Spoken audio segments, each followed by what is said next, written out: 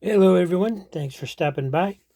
You're just in time for episode number 120 of Cheap Comic Collector. And today we're going to be looking at these issues here that I've just recently read. Got a little Marvel Superheroes, Bozz Chronicles, Spencer Spook, and Convergence, New Teen Titans.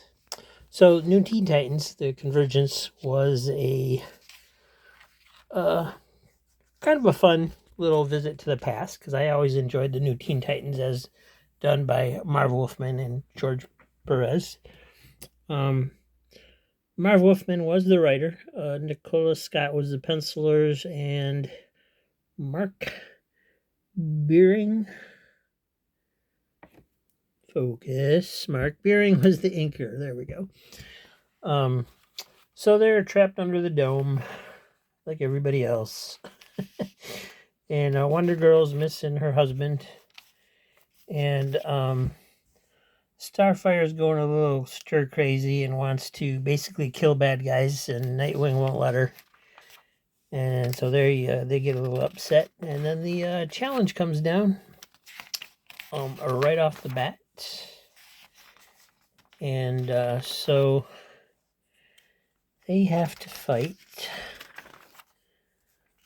this other team from the Doom Patrol from another Earth. Yeah. I think it was supposed to be the Tangent universe, but I'm not sure. Anyway, it was fun. Because Marv Wolfman writing it, the characterization was spot on. And it was a fun issue. I especially liked this panel because I thought it was cool.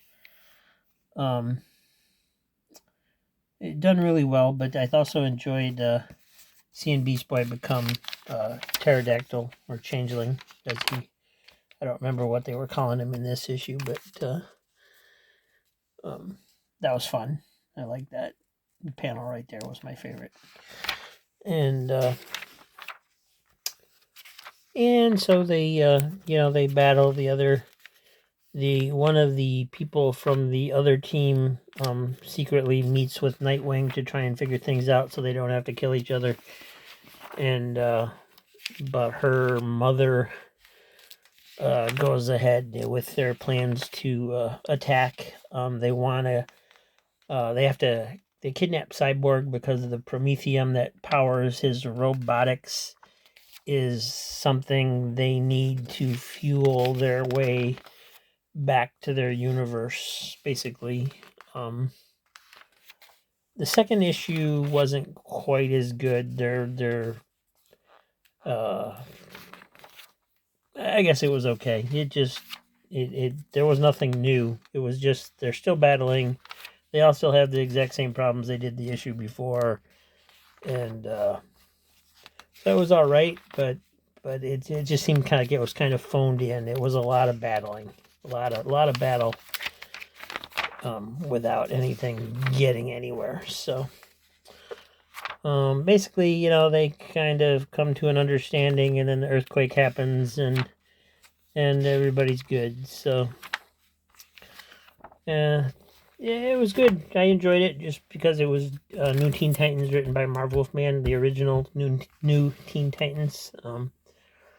And I always enjoyed that lineup. So next up, we have The Adventures of Spencer Spook from Ace Comics in 1986. So if you're wrestling fans, you got this wrestling cover illustrating the first story. And one thing I didn't realize is that it was in black and white. But that's okay. I like black and white. Not necessarily for kids comics like this, but it was pretty good. It was how do I describe the writing? The writing is a little bit it's definitely written for humor, a little bit madcap. They definitely make fun of wrestling quite a bit with the names of the various wrestlers and so forth. It was a fun story. I enjoyed the first one, and I'm not a wrestling fan, so maybe that's why I enjoyed them poking so much fun at it. But that's just me. So And then there's another one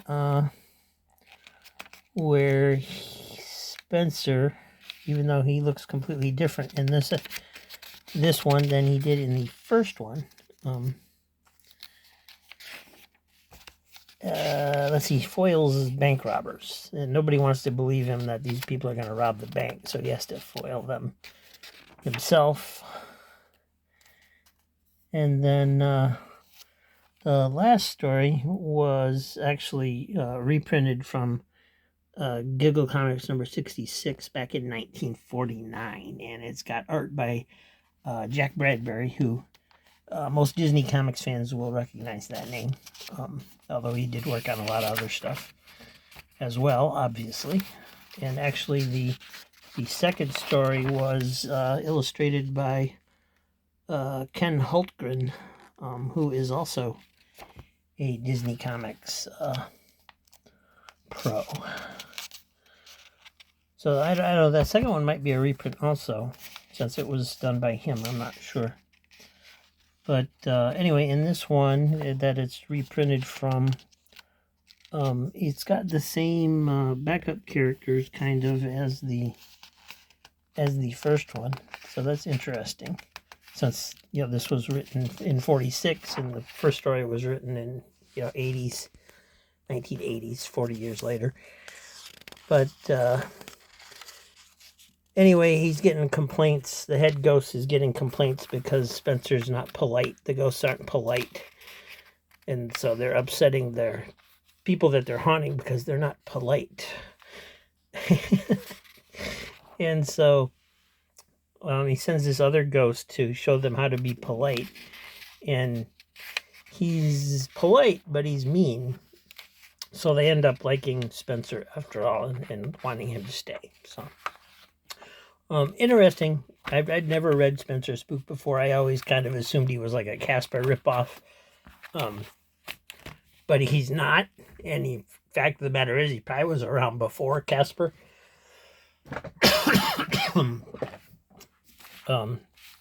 So yeah, it was interesting. It was humorous. It was funny.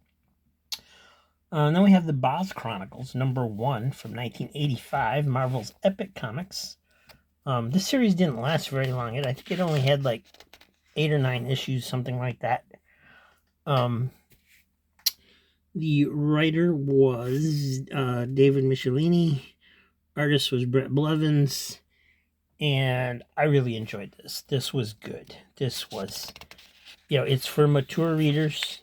And it's basically an alien and a prostitute in old London solving mysteries. So think Sherlock Holmes and Watson, except it's an alien and a prostitute.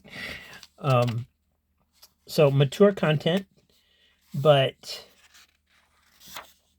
not in a bad way. It's not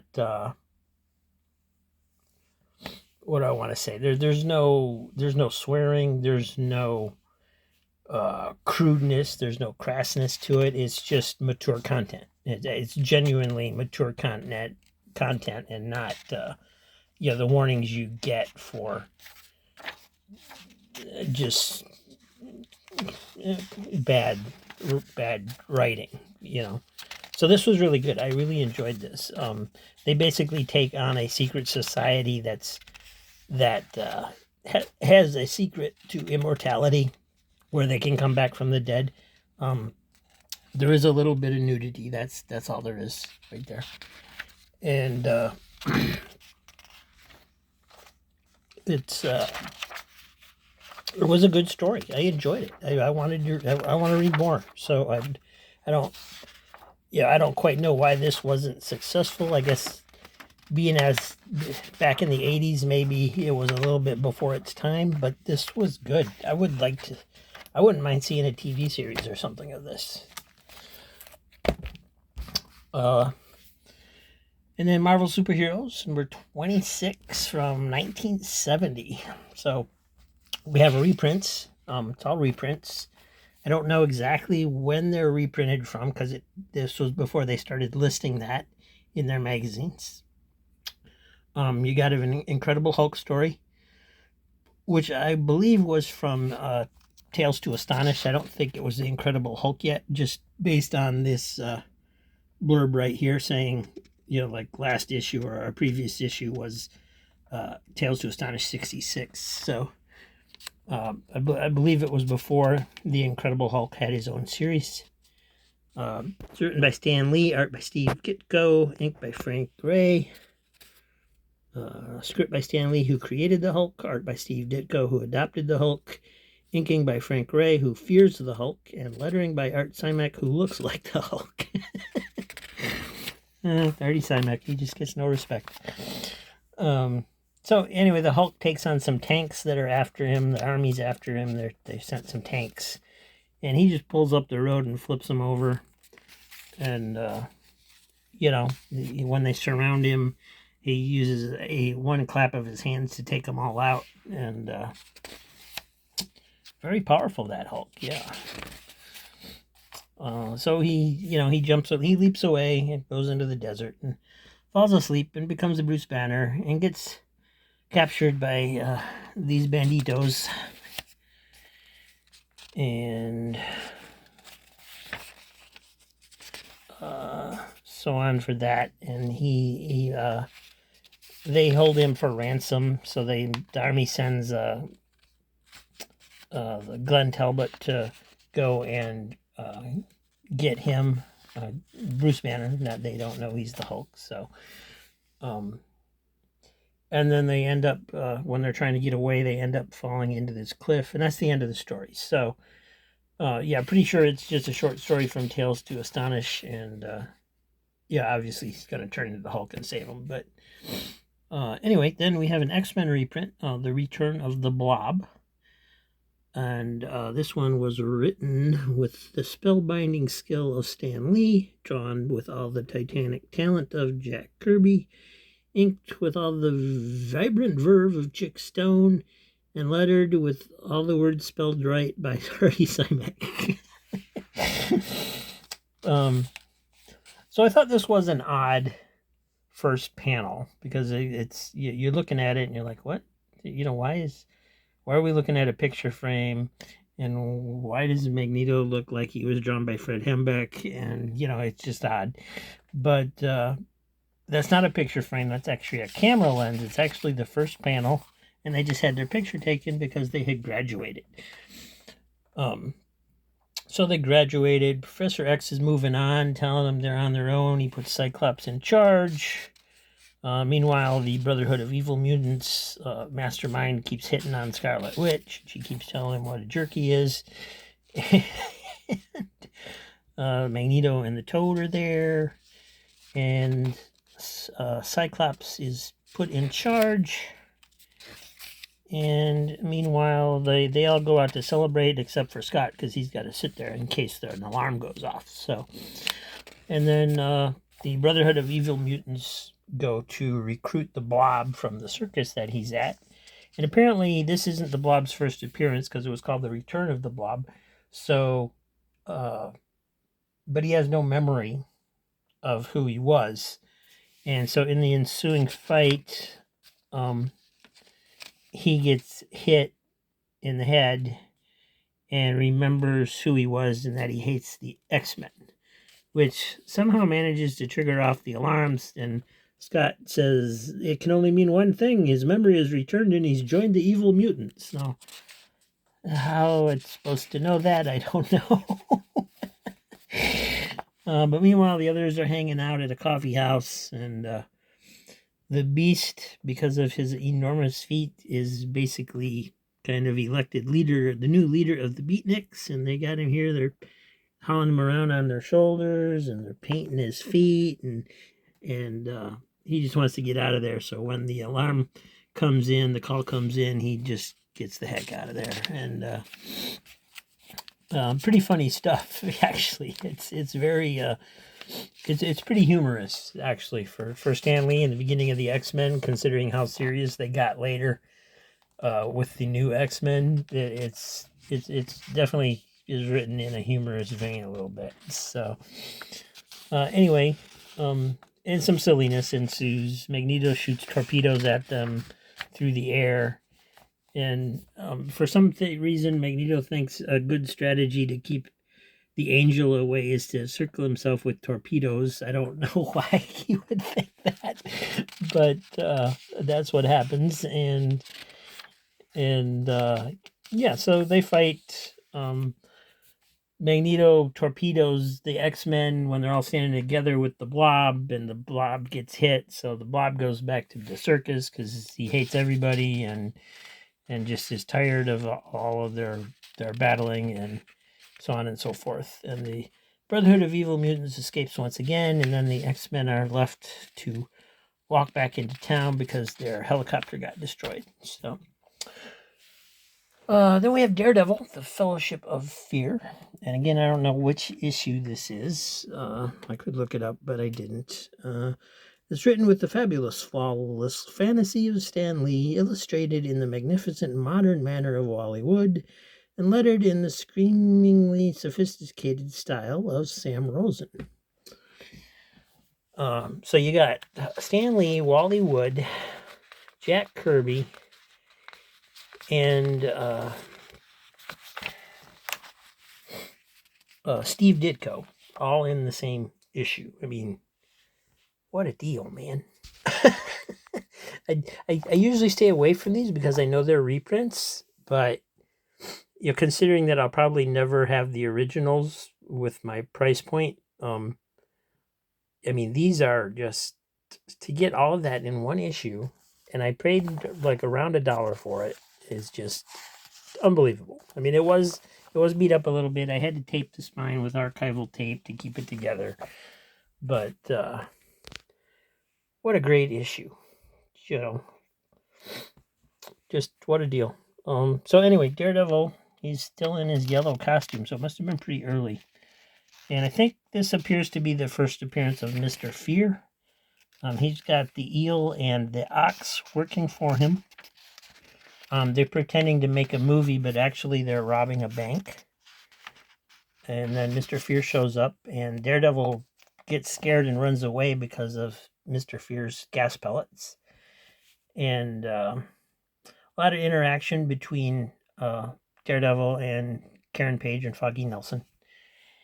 And a little bit of an origin story flashback for Mr. Fear. He has his own wax museum, which is not popular, which is kind of his backstory. So that's what all these are. These are actually wax figures. Those aren't the real characters. And you got the Mighty Marvel Checklist and the Marvel Mania Club. For $1.75, you get this Captain America poster, a 16-page color catalog, a jumbo decal of the Hulk, and a sticker sheet. What a deal. So anyway, the Mr. Fear sets a trap for Daredevil by unveiling a statue in his wax museum. And so Matt Murdock, Karen Page, and Foggy Nelson go to visit the museum to see the new exhibit. And both Foggy Nelson and Matt Murdock realizes that the bad guys are there. So Matt Murdock returns as Daredevil, and Foggy Nelson comes back to investigate. And so he gets hurt and ends up in the hospital. And then they come in to try and kill him. And so Daredevil's there to fight them. And Mr. Fear can't use his gas pellets on Daredevil because he forgot the gun that shoots them. He left it at home. So Daredevil wins basically, and that's kind of the end of the story. Or they get away, and then he goes back to the wax museum and he captures him there. But so, just kind of goofy stuff in the writing a little bit there with the X-Men, and then Daredevil, the bad guy, forgot his only weapon. So favorites. Yeah, I'm gonna go with, they were all interesting. But favorite wise, I think I'm gonna go with Bozz Chronicles. Even though all those stories were Stan Lee, I mean that's probably that could easily be my favorite too. But they were reprints, so I'm gonna go with Bozz Chronicles because I wasn't expecting to enjoy that as much as I did. It was fun, and they were all fun, but good stuff.